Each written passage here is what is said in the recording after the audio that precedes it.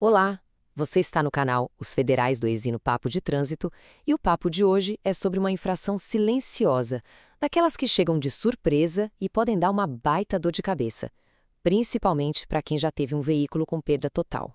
Vamos mergulhar numa situação que, olha, é super comum, mas que pouca gente entende direito as consequências. Um veículo é declarado como perda total. O que acontece depois, do ponto de vista da lei, é que é o X da questão e pode gerar um problemão.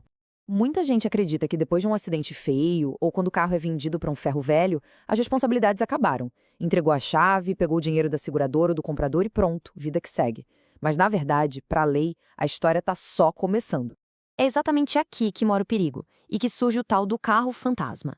Pensa só, um veículo que fisicamente não existe mais, virou um monte de peças, mas que para o governo continua ativo, com registro e tudo. E com ele, claro, todas as obrigações, como impostos e possíveis multas, continuam atreladas ao nome do antigo dono. Então, para a gente entender como fugir dessa cilada, o primeiro passo é desvendar o que a lei de trânsito diz sobre isso.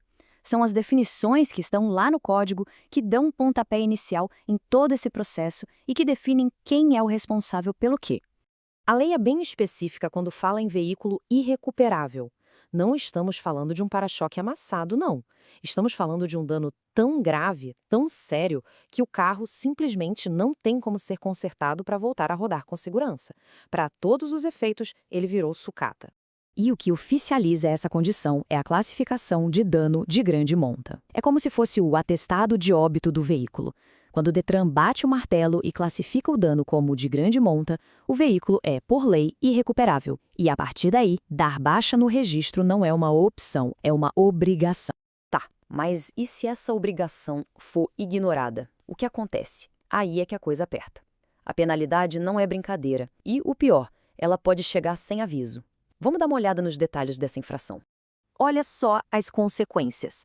A infração é considerada grave, o que já significa uma multa de valor considerável.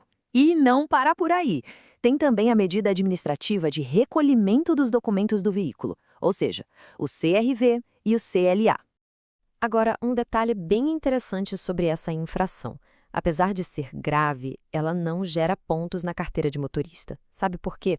Porque a falha está ligada ao registro administrativo do veículo e não a uma manobra perigosa no trânsito.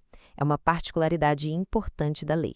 E aqui está o ponto que mais assusta. Essa multa pode ser aplicada sem que ninguém pare o carro, sem blitz, sem nada.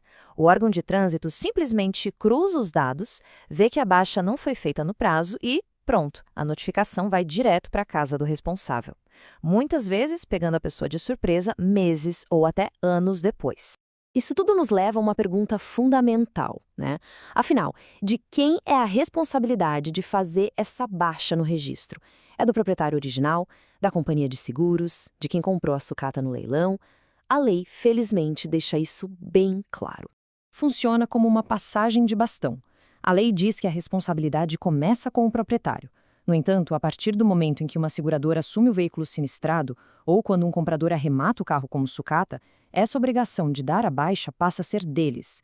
A responsabilidade é transferida. Então, como evitar toda essa dor de cabeça?